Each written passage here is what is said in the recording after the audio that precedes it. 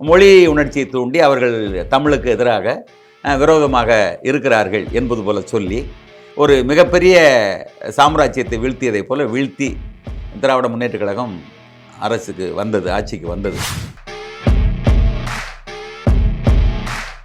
எம்ஜிஆர் போன்ற ஆளுமைகளை, சத்தியவாணி முத்து போன்றவர்களுடைய தலைமைகளை எல்லாம் தன்வயப்படுத்தி அது ஒரு சாதிய பார்வைக்கு உட்படுத்திய முதல் ஆள் கலைஞர் கருணாநிதி அவர்கள் தான். இசைவேளாளர் ரொம்ப ஒரு மைனாரிட்டியான கம்யூனிட்டி. நீங்க சொல்றத பார்த்தா திராவிடம், பெரியாரியம் எல்லாவற்றையும் பேசக்கூடிய திரு கருணாநிதி ஒட்டுமொத்த சாதி உணர்வுகளின் ஆளுமையால சொல்றீங்க.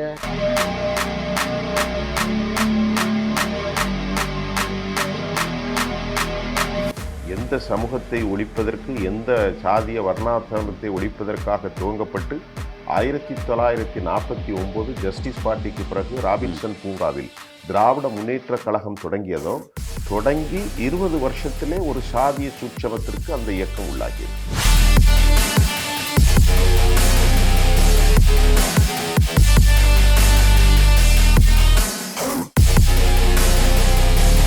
அந்த காலத்திலே திரு கருணாநிதி திரு காமராசரை அண்டங்காக்கா என்று சொல்வது அசிங்கமாக மொழிபெயர்த்தது. இதெல்லாம் உண்மைதான்.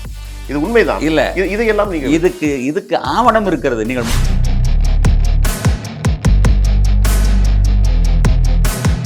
இன்றைக்கு கிறிஸ்தவத்துக்குள்ள ஒவ்வொருத்தரும் ஜாதி போடுறான். கிறிஸ்தவ நாடார், கிறிஸ்தவ முதலியார், கிறிஸ்தவ பள்ளர், கிறிஸ்தவ பறையர் என்று. அப்ப என்ன அர்த்தம்? நல்லா யோசிச்சு பாருங்க. இந்த ஜாதியை கிறிஸ்தவத்துக்குள் நுழைத்தது யார்? எதற்காக நுழைத்தார்கள்?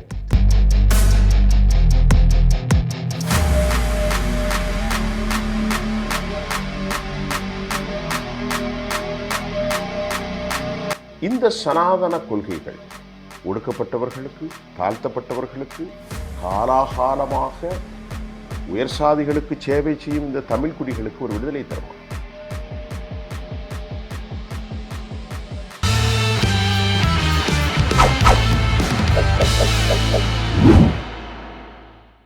உலகத் தமிழர்கள் அனைவரையும் ஜெம் தொலைக்காட்சியினுடைய களம் 2026 பேச போகிறோம். தொடர்ந்து பல ஆளுமைகள் நம்முடைய களம் 2022 அரசியல்வாதிகள், பத்திரிகையாளர்கள், சமூக ஆர்வலர்கள், கல்வியாளர்கள், பொது ஊடக, பொறியியல் மக்களுடைய மனோநிலைகளை அவர்களிடத்தில் முகமுகமாக கதைத்த சமூக பேர் ஆர்வலர்கள், ஆசிரியர்கள், பேராசிரியர்களையும் சந்திக்க போகிறோம். இன்றைய தமிழக தேர்தலில் என்ன நிலை இருக்குது அப்படிங்கிறத குறித்து மிகச்சிறந்த கல்வியாளர் பேராசிரியர் ஐயா அவர்கள் நம்மோடு வந்திருக்கிறார்கள். பேராசிரியர் ஐயா அவர்கள் மிகச்சிறந்த புரிதல் இல்லாத ஒரு நீண்ட நெடிய அனுபவம் பெற்ற தமிழ் குடியின் ஒரு ஒப்பற்ற தலைவர். மதுரை தியாகராயா கல்லூரி போன்ற மிகச்சிறந்த ஆளுமை. எம்மோடு பல நிகழ்வுகளையும் கூட அவர் நடத்தியிருக்கிறார். நீண்ட இடைவெளிக்கு பின்பு இன்றைக்கு சமூக நிலை, தமிழ்நாடு அரசியலின் களம், தமிழ்நாட்டு அரசியலில் கூட்டணிகள் குறித்தெல்லாம் பேச போகிறோம். பேராசிரியர் ஐயா அவர்களை நான் வரவேற்கிறேன். ஐயா வாங்க. வணக்கம் ஐயா. இப்போது உங்கள்கிட்ட நான் இப்போ கேட்க போகிறது, என்ன மாதிரி தமிழ்நாட்டுடைய அரசியல் இருக்கிறது? 4 முனை கூட்டணி கிட்டத்தட்ட போட்டி உறுதியாயிட்டு. ஒரு கல்வியாளர், உங்களுடைய பார்வை எப்படி இருக்கு?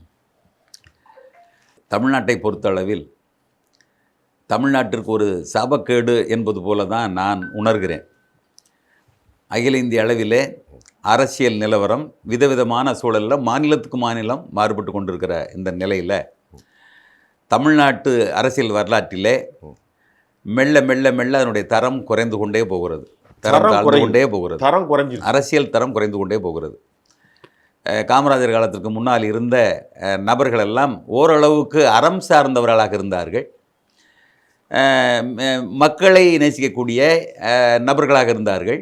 எளிமையை விரும்புகின்ற நபர்களாகவும் இருந்தார்கள். இப்படிப்பட்ட ஒரு கால சூழ்நிலை ஏறத்தாழ காங்கிரஸ் பேர் இயக்கம் கால வரை இருந்தது. அதற்கு பின்னால் அந்த காங்கிரஸ் பேர் இயக்கத்தை வீழ்த்துவதற்கு திராவிட முன்னேற்றக் கழகம் என்ன ஆயுதத்தை எடுத்தது என்று கேட்டால், முழுக்க முழுக்க அது ஒரு பண்ணையாருடைய கட்சி, செல்வந்தர்களுடைய கட்சி, அவர்களுக்கான அந்த இதில் தான் அவங்க வந்து முழுமையாக விருப்பம் காட்டுகிறார்கள் என்பது போல காட்டி, அதற்கு அடுத்த நிலையில் மொழி உணர்ச்சியை தூண்டி 2வது ஆயுதத்தை எடுத்தாங்க. மொழி உணர்ச்சி தூண்டி அந்த ஜமீன்தார் மனப்பான்மையில் விட்டு அவங்க இன்னும் போகலை. மொழி உணர்ச்சியை தூண்டி அவர்கள் தமிழுக்கு எதிராக விரோதமாக இருக்கிறார்கள் என்பது போல சொல்லி ஒரு மிகப்பெரிய சாம்ராஜ்யத்தை வீழ்த்தியதை போல வீழ்த்தி திராவிட முன்னேற்றக் கழகம் அரசுக்கு வந்தது, ஆட்சிக்கு வந்தது. அந்த நிலையில் பின்னால் என்ன நடந்தது? காமராஜ் போன்றவர்கள், கக்கன் போன்றவர்கள், எத்தனையோ எளிய மனிதர்கள், மக்களை நேசித்த மா மனிதர்களாக திகழ்ந்த அந்த நிலையெல்லாம் கடந்த நிலையில் திராவிட முன்னேற்றக் கழகம் அண்ணா தலைமையில் ஆட்சி அமைத்த பொழுது ஏறத்தாழ அதனுடைய தொடர்ச்சியாக இருக்கலாம். படியரிசி 3 படிக்கு 1 ரூபாய்க்கு 3 படி, 1 படி அரிசி 1 ரூபாய் என்பது போல் அங்கே தொடங்கினாங்க. அதுதான் முதல் தொடக்கமாக இருந்தது.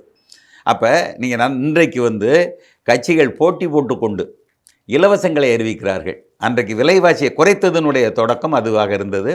விலைவாசியை குறைக்க வேண்டும் என்பதுதான் அந்த தேர்தலினுடைய முக்கிய நோக்கமாக இருந்தது. அதையெல்லாம் தாண்டி அறிஞர் அண்ணா காலத்திற்கு பின்னால், கலைஞர் கருணாநிதி வந்த பின்னால் ஒரு மிகப்பெரிய மாற்றம் நடந்தது. என்ன மாற்றம்? ஏனென்றால் கலைஞர் அவர்கள் வரிசை அடிப்படையிலே அந்த பதவியை பெறவில்லை, அந்த முதலிடத்தை பெறவில்லை. அவர் நெடுஞ்செழியனை தாண்டி இன்னும் அதற்கு மேலே இருந்த பல்வேறு வகையான தலைவர்களை எல்லாம் தாண்டி ஏறத்தாழ 8, 10 என்ற இடத்திலே இருந்த கலைஞர் அவர்கள் எம்ஜிஆர் போன்ற ஆளுமைகளை, சத்தியவாணி முத்து போன்றவருடைய அந்த தலைமைகளை எல்லாம் தன்வயப்படுத்தி அது ஒரு சாதிய பார்வைக்கு உட்படுத்திய முதல் ஆள் கலைஞர் கருணாநிதி அவர்கள் தான்.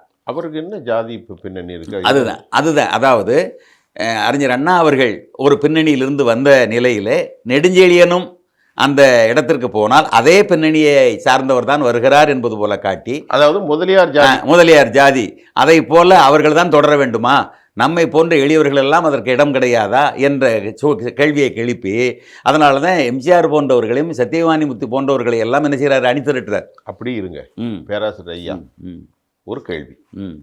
அப்போது இந்த கருணாநிதி நீங்கள் சொல்கிறத பார்த்தா அவர் ஒரு இசை வேளாளர் சமூகத்தை சேர்ந்தவர்.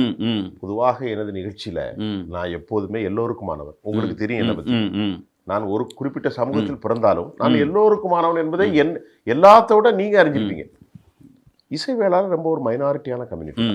நீங்கள் சொல்கிறத பார்த்தா திராவிடம், பெரியாரியம் எல்லாவற்றையும் பேசக்கூடிய திரு கருணாநிதி ஒட்டுமொத்த சாதி உணர்வுகளின் ஆளுமையால சொல்றீங்க. அதுக்கு நான் கேள்வி வச்சுட்டேன். சரிதானே? நான் என்ன சொல்றேன்னா, அவருக்கு இருந்த அந்த அரசியல் சாணக்கியத்தனம், திரையுலகத்தில் எம்ஜிஆரோடு பயணித்த அந்த அனுபவம், அது ஒன்று. அதே போல பேச்சாற்றல், கவர்கின்ற பேச்சு, அண்ணாவுக்கு அடுத்து கவர்கின்ற பேச்சாகவும் இருந்தது எழுத்தாற்றல். இப்படிப்பட்ட இந்த தகுதிப்பாடெல்லாம் சேர்ந்து அவருடைய அந்த குறைந்த எண்ணிக்கையிலான சமூகத்தை பெரிதாக நினைக்காமல் ஒரு எளிய சமூக பின்னணியிலிருந்து இந்த அளவுக்கு ஆளுமையோடு பேச்சாற்றல், எழுத்தாற்றல் அத்தனையும் ஒருங்கே கொண்ட இவரை ஏன் முன்னிலைப்படுத்தக்கூடாது என்பதாக மற்றவர் நினைக்கவில்லை. நான் ஏன் அந்த இடத்திற்கு போகக்கூடாது என்கின்ற கேள்வி மற்றவரிடம் வைத்தார். அப்படி வைக்கின்ற பொழுது தொடர்ந்து பயணித்த பழக்கத்தினால் எம்ஜிஆர் அவர்கள் அதை ஏற்றுக்கொள்கிறார். சத்தியவாணி முத்து போன்ற எளிய சமூகத்து பின்னணியிலிருந்து வந்தவர்கள் அதை அங்கீகரிக்கிறார்கள். இப்படிப்பட்ட சூழ்நிலையில்தான் நெடுஞ்செழியன் போன்ற ஆளுமை மிக்கவர்களெல்லாம் புறந்தள்ளப்பட்டு இவர் அரியணை ஏறினார். மிக முக்கியமான இடத்துக்கு வந்துட்டீங்க. எந்த சமூகத்தை ஒழிப்பதற்கு, எந்த சாதிய வர்ணாசிரமத்தை ஒழிப்பதற்காக துவங்கப்பட்டு 1949 ஜஸ்டிஸ் பார்ட்டிக்கு பிறகு ராபின்சன் பூங்காவில் திராவிட முன்னேற்ற கழகம் தொடங்கியதோ, தொடங்கி 20 வருஷத்திலே ஒரு சாதிய சூட்சமத்திற்கு அந்த இயக்கம் உள்ளாகியது. சரிதானே? அதற்கு முன்னாலேயே நீங்க சொல்றது சரியாக சொன்னீர்கள். ஆற்காடு வீராசாமி அவர்களுடைய பேட்டியை நீங்க படிச்சு பாருங்க. அவர் சொல்லக்கூடிய தெளிவாக, நான் சும்மா இருந்தவனை என்னை வந்து ஒரு தொகுதியினுடைய வேட்பாளராக நியமித்தார்கள். அப்போ நேர்காணல் செய்கின்ற பொழுது என்ன எப்படி தேர்ந்தெடுத்தாளுங்கிற கேள்வி எனக்குள்ள இருந்தது. அப்போ அங்கே போன அப்புறம் தான் விடை தெரிந்தது, உங்கள் சாதியைச் சேர்ந்தவர்கள் அந்த பகுதியில் அதிகமாக இருக்கின்ற காரணத்தினால்தான் உங்களை நாங்கள் அந்த தொகுதியில் தேர்ந்தெடுத்தோம் என்கிற அந்த விஷயத்தை சொல்லியிருக்கிறார்கள். தொடங்கிவிட்டது, அப்பொழுதே தொடங்கிவிட்டது அந்த பார்வை. ஆனால் எம்ஜிஆர் அதை உடைத்தார். நான் நிறுத்துகின்ற ஆள் எந்த இடத்துல யாரை நிறுத்தினாலும் கூட வெற்றி பெறக்கூடிய தகுதியில் இருப்பார்கள் என்கிற அந்த நிலையை அவர் மாற்றினார். எம்ஜிஆர் மாற்றினார். அது நிறுத்தினார், வெற்றியும் பெற்றார். அது நடந்தது. ஆனால் கலைஞர் காலத்தில், அண்ணா காலத்தில் அரும்பிய அந்த விஷயம் கலைஞர் காலத்தில் மிகப்பெரிய அளவில் வளர்ச்சி பெற்றது. ஜாதியத்தை கூர்திட்டக்கூடிய அளவிலே அரசியல் செய்தவர், முதல்ல பெரிய அளவில் அரசியல் செய்தவர் கலைஞர் கருணாநிதி அவர்கள் தான். ஒரு சின்ன குறுக்கீடு. நீங்கள் பேசுகிற போது இங்கே 2 ஆளுமைகளை சுட்டி காட்டினீர்கள். ஒன்று பெருந்தலைவர் ஐயா காமராஜர், மற்றொன்று கக்கண்ணம் பெருமகனார். ஐயா காமராஜரை என்னை போன்ற ஒரு அரசியல் புரிந்துள்ள ஒரு எளிய வயதுடையவன் அவர்களை ஒரு சாதிக்குள் அடக்கியது ஒரு கொடூரமான சிந்தனை என்று தான் நான் சொல்வேன். அவர் அனைவருக்குமானவர், அவர் மனிதர்களுக்கானவர். அந்த காலத்திலே திரு கருணாநிதி திரு காமராசரை அண்டங்காக்கா என்று சொல்வது அசிங்கமாக மொழிமைத்தது, இதெல்லாம் உண்மைதானா? இது உண்மைதான் இல்ல? இதையெல்லாம் நீங்க இதுக்கு ஆவணம் இருக்கிறது. நீங்கள் முரசொலியிலே போட்டிருக்கக்கூடிய கார்டூனை பாருங்கள், அந்த கேலி சித்திரங்களை பாருங்கள். அவர் பெரியாரை எந்த அளவிற்கு கொச்சைப்படுத்தி முரசொலியிலே அந்த கேலி சித்திரம் வரையப்பட்டது, காமராஜர் அவர்களை எந்த அளவிற்கு மோசமாக அங்கே சித்தரித்து கேலி சித்திரம் வரையப்பட்டுங்கிற ஆவணம் இருக்கிறது. நீங்கள் பேச்சாவது மேடையில் பேசினார் மறைஞ்சு போச்சுன்னு சொல்லலாம். அதாவது பரிபூரணமாக்கப்படுத்த டாக்குமெண்டேஷன் முழுக்க அப்படி ஆச்சு. அப்போ காமராஜர் போன்றவர்கள் மக்களை நேசித்து இந்த மக்களுக்கு உணவு கிடைக்கணும், இந்த மக்கள் எளிய மக்களுக்கு கல்வி கிடைக்கணும் என்கிற ஒரு மிகப்பெரிய தாராள மனப்பான்மையில் தன் குடும்பத்தை பற்றி பொருட்படுத்தாமல் தன் சொந்த சாதிக்காரன் வந்தால் கூட அவனை புறந்தள்ளி நீ மனுஷனாவா அல்லது மக்களாவா பொதுவானவனவா நீ எதையும் அடையாளப்படுத்தி வராதுன்னு சொல்லி இப்போ நிராகரிச்சமெல்லாம் முடிஞ்சு போச்சு. ஆனால் அப்படிப்பட்ட ஒரு மாபெரும் தலைவரை ஒரு சாதாரணமாக ஒரு வழக்கறிஞரை சீனிவாசன் என்பவரை வைத்துக்கொண்டு அவரை தோற்கடித்து விட்டு எகத்தாளமாக என்ன செஞ்சாங்க, சந்தோஷப்பட்டாங்க.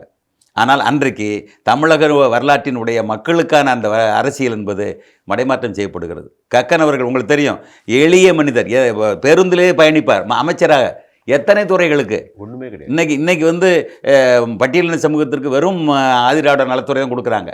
இன்னைக்கு பார்த்தீங்கன்னா கைல்வெளி அம்மாவுக்கு வெறும் துப்புரவு தொழிலாளரையும் சேர்த்து கொடுக்குறான். அவர்கள் தேவேந்திர வேளாளர்கள் பட்டியல் வெளியிடறதுக்காக போராடிக்கிட்டு இருக்காங்க. ஆனால் அந்த சமூகத்தை சேர்ந்த ஒரு பெண்மணிக்கு துப்புரவு தொழிலாளர்களுக்கான அந்த இலாக்காவே ஒதுக்கி வாரியத்தை கொடுக்குறாங்க. அப்படின்னா நீ அதில் ஜாதி சேர்ந்தவ தான். அதாவது எதிர்நிலை எடுக்கிறாங்கன்னு சொல்கிறேன். ஆதரவு நிலை எடுக்கட்டாலும் பரவாயில்ல, அல்லது அமைதியாக இருந்தாலும் பரவாயில்ல, எதிர்நிலை எடுக்கிறார்கள். அப்படின்னா அவங்க என்ன கொடுத்துருன்னு தெரியுமா? நான் சொல்கிறேன். இல்லை, கக்கனுக்கு அத்தனை இலாக்கால் கொடுத்துருந்தாங்க. அந்த அம்மா பேர் என்னது? கைல்வெளியா? கைல்வெளி. இந்து சமய அறநிலையத்துறை கொடுத்துருக்கணும். எங்கே? அதாவது அதான் கொடுத்துருக்கணும். நிச்சயமாக சேகர் பாபு நாயுடு எப்படி ஜெயலலிதா கொடுத்தாங்க ஐயா தனபாலுக்கு சபாநாயகர் பதவி எப்படி கொடுத்தாங்க? அவன் வீட்டில் ஆரம்பிச்சு சாப்பிடல. அத்தனை பேர் எழுந்து நின்று மரியாதை கொடுக்குற அளவுக்கு மாத்தினாங்களா இல்லையா மனநிலையை? அதுதான் அரசியல் தலைமை. அவங்ககிட்ட 1000 குறைபாடுகள் விமர்சனம் இருக்கலாம், ஆனா அந்த முன்னெடுப்பு என்பது ஒரு சமூக நீதிக்கான அடையாளம். இதே போல கலைஞர் அவர்கள் செஞ்சாரா? கருணாநிதி அவர்கள் செய்ய முடிஞ்சதா? என்ன செஞ்சாரு? இதே விடுதலை சிறுத்தை கட்சியினுடைய பிரதிநிதி போய் பேசுகின்ற பொழுது என்ன சொன்னாரு? நினைச்சு பாருங்க. சொன்னார், சொல்லுங்க. ஒன்றும் இல்லை, நீங்கள் எல்லாம் பொது தொகுதிக்கு ஆசைப்படக்கூடாது என்று சொன்னதாக வன்னியரசு வெளிப்படுத்தினாரா? நண்பர் வன்னியரசு. வன்னியரசு பேசுகின்ற பொழுது, குழுவாக பேசுகின்ற பொழுது, அதாவது கருணாநிதி ஒரு பொது தொகுதி கேட்டதற்கு இதுக்கெல்லாம் நீங்க ஆசைப்படக்கூடாது என்று சொன்னவர் தான் இந்த சமூக நீதி காவலர். நினைச்சு பாருங்க. ஆனா அவர் சமூகம் சின்னமேளம் என்கிற சமூகத்தை இசை வேளாளர் என்று மாற்றினார். என்ன சமூகம்? சின்னமேளம் என்கிற சமூகம். சின்னமேளம். சின்னமேளம். அவர் இன்னும் சொல்ல போனால் அதை வைகோ பேச்ச கேளுங்க, அவ்வளோ கொச்சையாக பேசியிருப்பார். அவருடைய கொலைத்தொழில் என்ன என்று எங்களுக்கு தெரியாதா, நாடறிந்தது என்று மிக கொச்சையாக அவ்வளோ மோசமாக பேசியிருக்கிறார் வைகோ அவர்கள். ஐயா பேராசிரியர், இதெல்லாம் கேட்கும்போது எனக்கெல்லாம் ஒரு கேவலமாக இருக்கு. இவ்வளவு அறிவாளிகள், நான் பொதுவாக சொல்கிறேன், நான் யாரையும் சொல்றேன், இவ்வளவு படித்தவங்க ஒரு கேவலப்பட்ட நிலைக்கு போயிட்டாங்க. சாதியை பத்தி பேசலாமா? இல்ல, அதாவது ஆணும் பெண்ணும் கருக்கோலிட்டால் ஒரு உயிர் ஜன்னிக்கும். அது யாரா இருந்தாலும் சரி, அவன் ஒரு சித்தாந்தத்தை ஏற்றுக்கொள்வான். அப்படித்தானே உண்மை? அப்படித்தானே உண்மை? சரி. நான் நேற்று ஒரு புத்தகம் படிக்கின்றேன். நாம் இப்பொழுது பேசுவது நேர்காணல்லாம் இல்லை, கதைத்தல் தான். நம்ம 2 பேரும் பேசுறோம், அதை மக்கள் கொண்டு சேர்க்கிறோம். அந்த புத்தகத்துல தமிழ்நாட்டில் முஸ்லிம்கள் வரலாறு எப்படின்னு பார்க்குது. பார்த்தா நபிகள் நாயகம் வருவதற்கு முன்பே இங்க அரபு வந்துட்டாங்க. தமிழ்நாட்டில் உள்ள எல்லா சாதியும் சேர்ந்து தான் முஸ்லீமா வரான். அதில் சந்தேகமே இல்லையே. மணலி பக்கத்துல பல்லர் சமூகம், சவுத்துல நாடாரு, ராமநாதபுரத்துல மறவரும் பிரமலை கல்லரு, இவனெல்லாம் சேர்ந்து தான் இருக்கான். அப்ப இது என்ன சாதிக்குள்ள நீ கொண்டு வருவியா? சொல்லுங்க. ஆனால் நீங்கள் அதை கேட்டீங்கல்ல, இப்போ இஸ்லாத்தில் ஐக்கியமானவர்கள் கூட பல ஜாதிக்காரன். மீனாட்சிபுரம் ஒரு முன்மாதிரி. அகில இந்திய அரசியலவே அசைத்து பார்த்த ஒரு நிகழ்வு தான் மீனாட்சிபுரம் மத மாற்றம். நினச்சி பார்க்கணும். இப்போ நம்ம கருணாநிதி விஷயத்துக்கு போயிட்டு ஆ, இப்போ நீங்க சொன்ன கருத்துல நான் வந்துடுறேன். இல்ல இப்ப நீங்க சொன்னீங்கல்ல அந்த மதமாற்றத்துக்காக சொல்ல வந்தேன். மதமாற்றம் இல்ல, எல்லாருமே மனமாற்றம் அடைஞ்சாங்க. ஆனா இதே அடிப்படையில் இந்த இந்து ஜாதியில் இருந்து கொண்டு தீண்டாமை என்பதும் மேல் கீழ் என்கின்ற அந்த ஏற்றத்தாழ்வும் இருந்ததனால் அதற்காக மானத்திற்கு கருதி விலகி கிறிஸ்தவத்தில் மாறியவர்கள் என்ன ஆனார்கள்? இன்றைக்கு கிறிஸ்தவத்துக்குள்ள ஒவ்வொருத்தரும் ஜாதி போடுறான். கிறிஸ்தவ நாடார், கிறிஸ்தவ முதலியார், கிறிஸ்தவ பள்ளர், கிறிஸ்தவ பறையர் உடையார் என்று. அப்ப என்ன அர்த்தம்? நல்லா யோசிச்சு பாருங்க. இந்த இந்த ஜாதியை கிறிஸ்தவத்துக்குள் நுழைத்தது யார்? எதற்காக நுழைத்தார்கள்? ஜாதி மறுப்பாக உள்ள நுழைந்த கிறிஸ்தவத்தை ஜாதிக்குள்ள ஐக்கியமாக்கியது யார்? யாரு? நினைச்சு பாருங்க. அரசியல். இந்த அரசியல், இந்த சமூகம். அம்பேத்கர் அவர்கள் நான் இறக்கின்ற பொழுது இந்த இழிவச்சு இறக்க மாட்டேன் என்று தானே அவர் பௌத்தத்துக்கு மாறினார். அப்படிப்பட்ட பௌத்தத்துக்கு மாறிய அந்த அம்பேத்கரை இன்னைக்கு லட்சம் பேரோடு மாறி அவரை இன்னைக்கு பழையபடி உள்ள தள்ளிட்டீங்களே. இழுத்து கொண்டு இந்து மதத்தினுடைய ஒரு பிரிவு தான் பௌத்தம். எனவே பௌத்த தலித்துக்கள் என்று ஒரு அடையாளப்படுத்தி விட்டீர்களே. இன்றைக்கு தமிழ்நாட்டில் கிறிஸ்தவ தலித்துக்கள் என்று சொல்லக்கூடிய அளவுக்கு அதை கொச்சைப்படுத்தி விட்டீர்களே. ஒரு மிகப்பெரிய மார்க்கம், சமத்துவத்தை போதிக்கின்ற ஒரு மார்க்கத்தை மிக கேவலமாக என்ன செஞ்சிட்டீங்க? உங்களுடைய சுயநலத்திற்காக, அரசியலுக்காக நீங்கள் இப்படி ஆக்கிட்டீங்கல்ல. அதனால் இந்த இந்திய சூழலில் ஜாதி என்பது மதத்தின் அடிப்படையில், இந்து மதத்தின் அடிப்படையில் மிகப்பெரிய அளவில் வேரூன்றி விட்டது, செல்வாக்கு செலுத்தி கொண்டிருக்கிறது என்பதை தாண்டி இன்றைக்கு வெளியிலிருந்து வந்த இந்த கிறிஸ்தவத்துக்குள்ளும் அது என்ன ஆக்டோபஸ் போல் பரவிவிட்டது. அதே போல் உங்களுக்கு தெரியும், பௌத்தம், சமணம் போன்ற அந்த மதங்கள் எல்லாம் பகுத்தறிவு மதங்களாக அடையாளம் காணப்பட்டவை. அவையும் கூட இன்றைக்கு என்ன செய்யவிட்டது? இந்த இந்திய சாயம் அங்கே பூசப்பட்டு முழுக்க அதுவும் இன்றைக்கு மேல்கள் என்கிற அளவுக்கு மாறிடுச்சு. இப்போ இந்தியாவில் இருக்கக்கூடிய இப்போ திமுக காரர்கள் என்ன சொல்கிறார்கள்? சனாதனம். இன்னைக்கு இதை மட்டும்தான் பேசணும். சொல்லுங்க. ஏற்கனவே கருணாநிதி தான் இதை விதைத்தார் என்று சொல்லிட்டீங்க. ஏன்னா மக்களுக்கு புரியணும். உங்கள் பார்வை, ஏன் பார்வை இல்லை.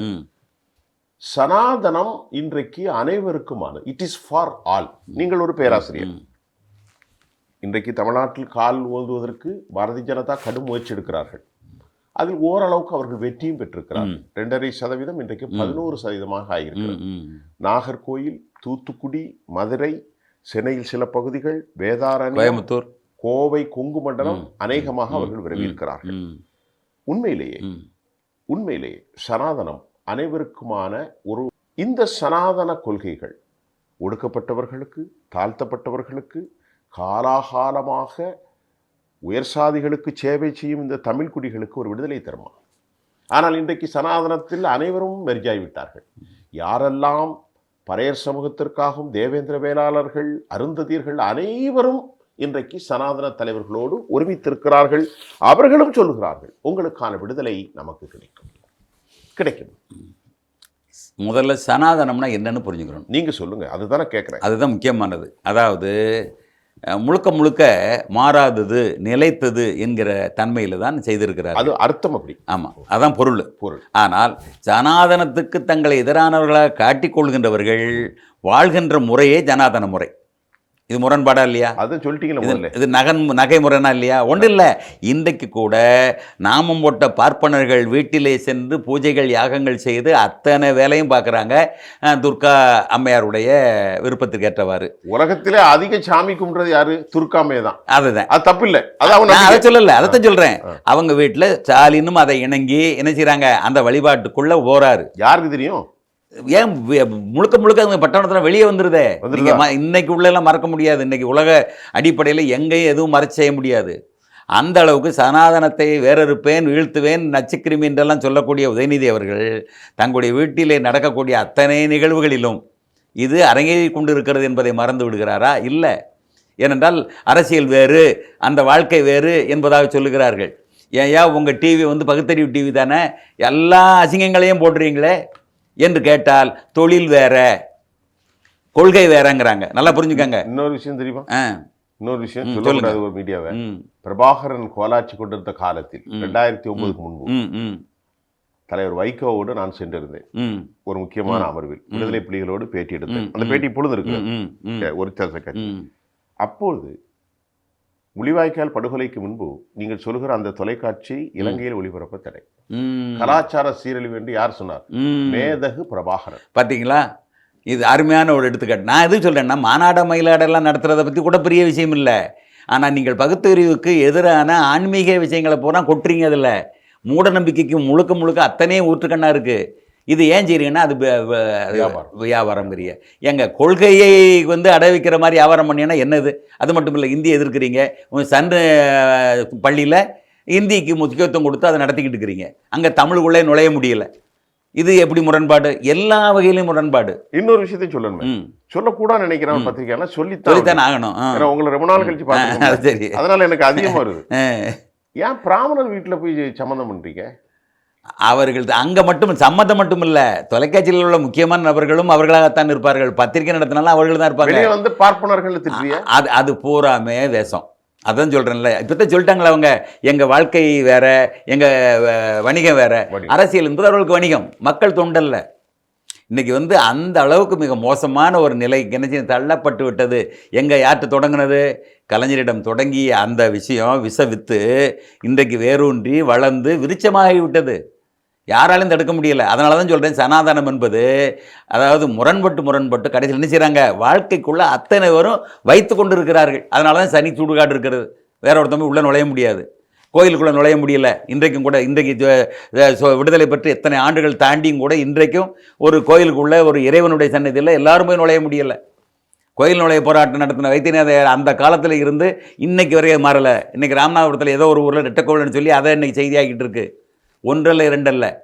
அப்படிப்பட்ட மிகப்பெரிய அளவில் பகுத்தறிவு தந்தை பெரியார் பிறந்த மண்ணில் அவர் கொள்கையெல்லாம் பண்ணால் கூட ஒன்றும் நடக்கலை. என்ன காரணம் நினச்சி பாருங்கள்.